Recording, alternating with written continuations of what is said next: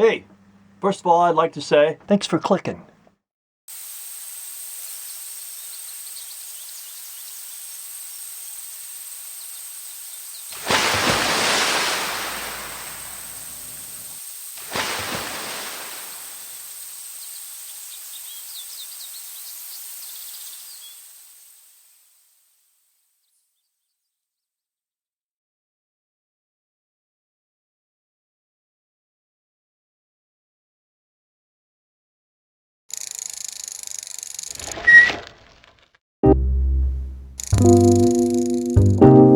Shalom, shalom, Mahavrim, my YouTube mishpah. And what's up, my people?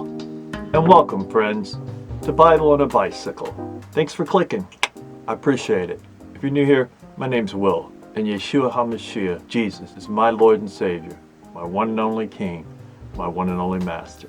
As this past year came to an end, I, like many of you, found myself facing closure in a number of areas of my own life. Some of these final chapters have been challenging. Some of them have been heartbreaking, while yet others were milestones that were overcome. Some things we mourn in their ending, while other things, when ended, are a cause for celebration and joy and rejoicing. When we overcome addictions or horrible habits or a bad diet, we make positive changes and end the old way. Now we stand at the threshold of a new year, facing a fresh field that still smolders from the burning off of last year's chaff, filled with new challenges and new reasons to hope. It's the promises of new beginnings.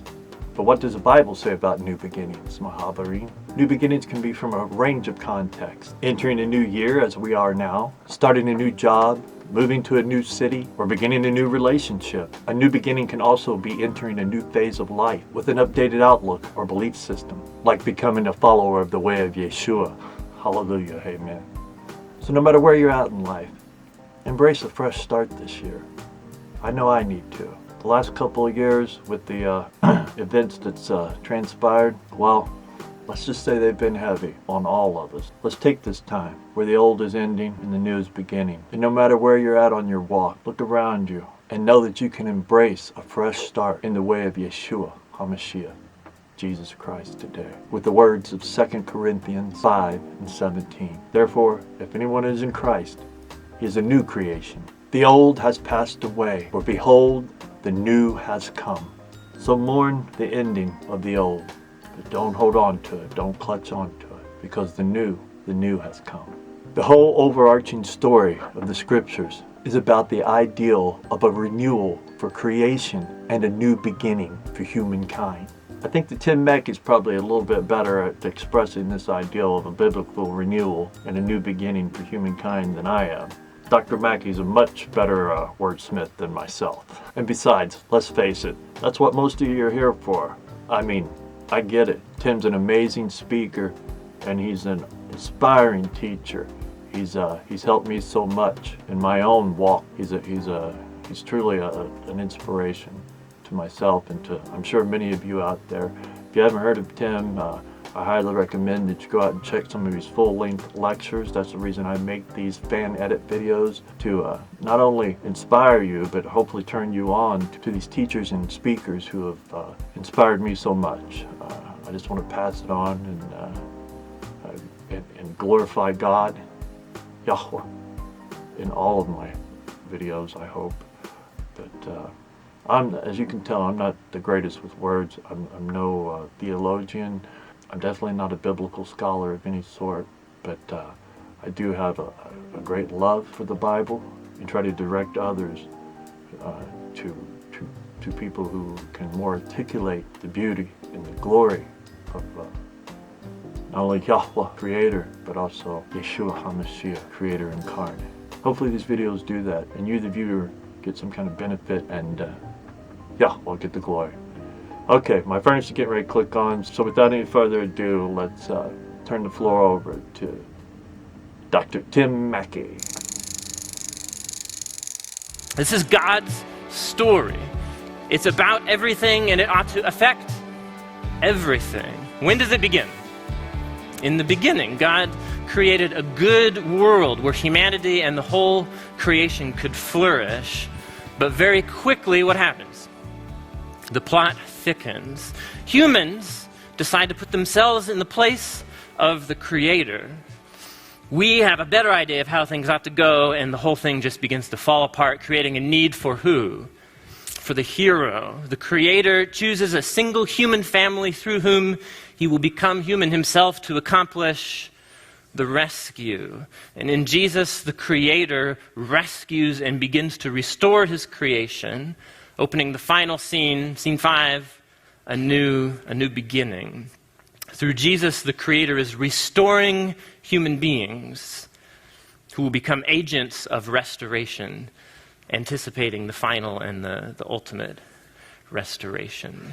In our culture, American Western culture, we've tended to shrink the story of the gospel into something individualized and privatized. So we have this shrunken version of the story. I'm a sinner. Jesus dies for my sins. I get to go to the good place after I die. What's the name of the good place? Heaven. Heaven. Now think about, in that shrunken version of the story, think about how the story ends. How does it end? It ends with us kind of evacuating the physical world and going into a spiritual, non-physical world. Evacuating the world, evacuating our physical bodies, and we go to this non-physical, spiritual world of bliss in God's presence forever and ever. Now, if you pay attention to the story that the Scriptures are telling us, that is not how the story ends. It's not how the story ends.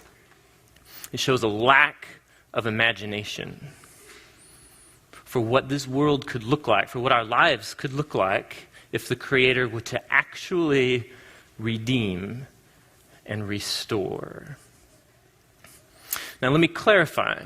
There are multiple passages in Scripture that talk about when a Christ follower dies, they find themselves immediately in the presence of Jesus, with Christ, the Apostle Paul says in multiple places, with Christ.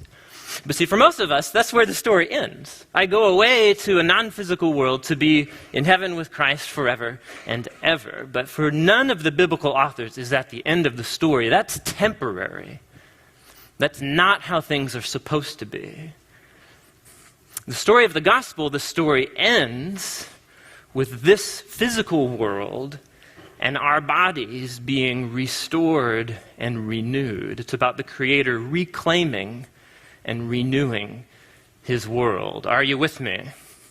Jesus, when he envisions the end of the story, he does not talk about us evacuating the physical world and going to a spiritual world. He speaks of the renewal of all things. When the Apostle Peter, the beginning of Acts, after the church has just gotten a jump start with the coming of the Spirit, he gives a speech and he retells the end of the story, and he speaks of the restoration of all things. When John the visionary composes his Apocalypse, the book of Revelation, the second to last chapter of the Bible, and he envisions not everyone flying away to a non-physical world, but actually of God's space of heaven coming here and announcing, "Behold, I am making all things new." The gospel story does not end, really. It ends with a beginning, a new beginning, with the Creator reclaiming and restoring our ruined world and our ruined bodies and our ruined lives. It ends with a new beginning.